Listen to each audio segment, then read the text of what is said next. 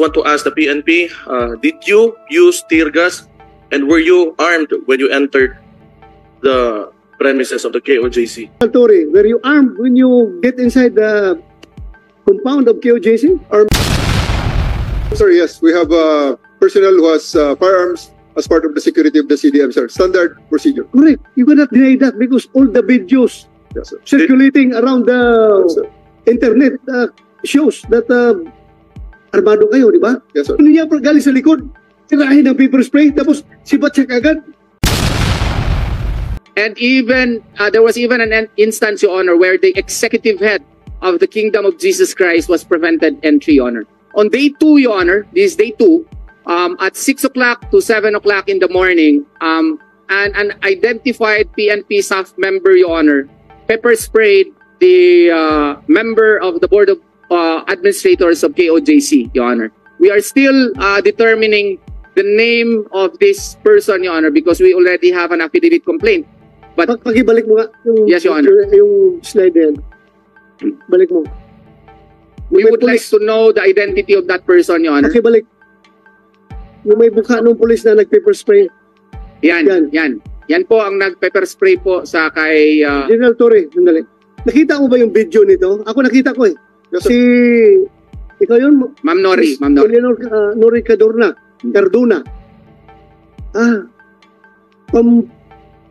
From the backside, ginano niya si Cardona. Tinira niya ng paper spray. Nakita mo yung video na yun? Yes, sir. So, ano masasabi mo doon? We immediately relieved the person, sir, and we have already started the pre-charge investigation. And according to him, it's not pepper spray but an alcohol spray. At well, hindi ko na, sir, i-justify ang kanyang ginawa, Please do not, but that's wrong, sir. please do not, We will not justify. tolerate. Alcohol ba naramdaman mo, Ma'am Cardona? Alcohol? Alcohol yung tinira sa'yo? Mahapdi ba yung alcohol, sir? Mamumula pa pag masprayhan ka. Di ba malinis yun? Tingnan nyo na lang. Kasi, para, ayoko na kasi, sir, mag-ano palagi, nagsisinungaling.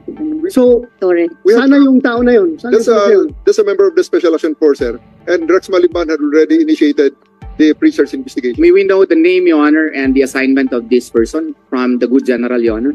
Okay, for the Commander. consumption of this committee, please, give us the name. Colonel Maliban. Yes, sir, Your Honor, sir. Sir, the personnel is assigned with the Portiver SAC. He is now under restricted custody. His name is Corporal Lacanaria, sir. Ano? Yes, sir. From From, ISAF. yes, sir, PNP SAP, sir, Portiver SAC. Corporal Ray Lacanaria, sir. Ray.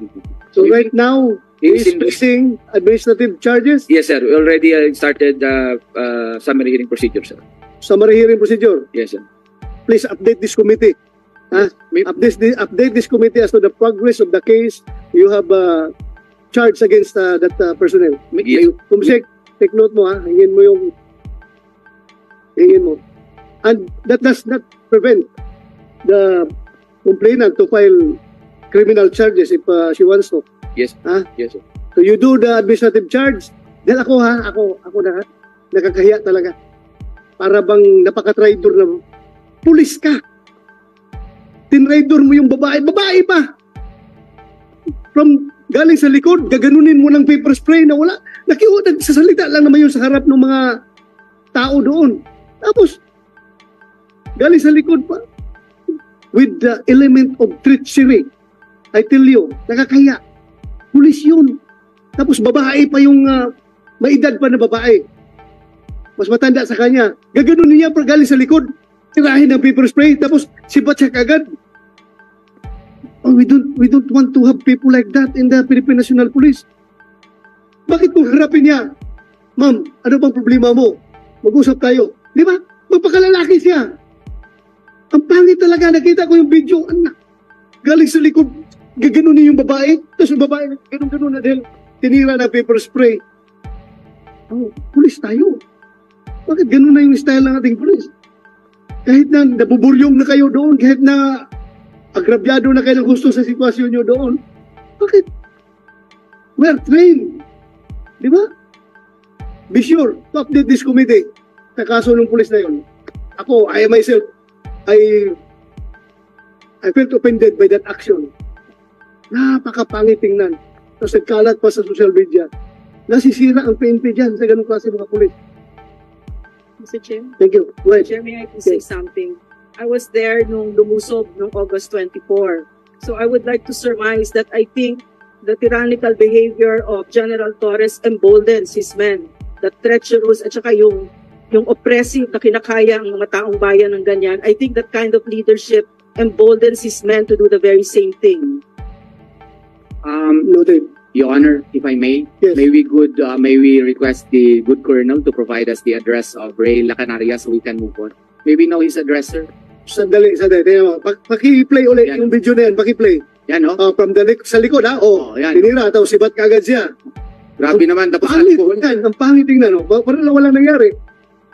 Your Honor, siguro hindi niya gagawin yan kung walang basbas po. Kasi tingnan mo, lahat ng pulis na kapaligid, nakatingin sa kanya, wala man lang ginawa yung mga pulis. Wala man lang nag-reprimand. Nakaupo, bumalik pa sa upuan, Your Honor, at inabot yung pepper spray sa katabi niya.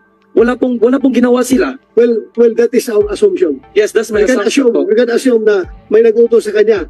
Pero pwede rin na on his own, ginawa niya yan. We can make our own assumptions. Pero kaya nga, imbestigahan ninyo, Rex Malimbal. Sinong team leader ng pulis na yan? Baka yun ang nag-utos. Sabihan mo. Laruin mo. Kung pinutusan niya yan, mas lalo nakakahiya tayo.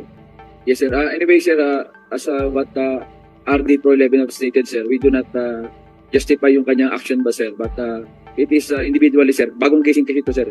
Nung time na yun, sir. Medyo Bagong? gising siya nung time na yun. Nung nasipa. Bagong gising daw po. Nasipa, sir. Justify bagong gising for that kind of action. Justify. Special action force tayo. SAP tayo. Yes, sir. Your Honor, Justify na bagong gising. Porque bagong gising, gaganunin yung babae. Your Honor, Nakakaya tayo. We are the elite. Di ba? Special action force.